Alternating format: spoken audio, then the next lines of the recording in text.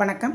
இப்போ என்ன ரெசிபி பண்ண போகிறேன்னா, சம்பா ரவையில் வெல்லம் போட்டு பொங்கல், சக்கரை பொங்கல் மாதிரி சம்பா ரவை பொங்கல். அதுக்கு இந்த டம்ளருக்கு 1 டம்ளர் சம்பா ரவை எடுத்துருக்கிறேன், 2 டம்ளர் வெல்லம், 4 டம்ளர் தண்ணி. அதுக்கு 2 டம்ளர் பால், 2 டம்ளர் தண்ணி, தேவையான அளவு ஏலக்காய் பொடி, முந்திரி பருப்பு, 5 டீஸ்பூன் நெய் எடுத்துருக்கிறேன்.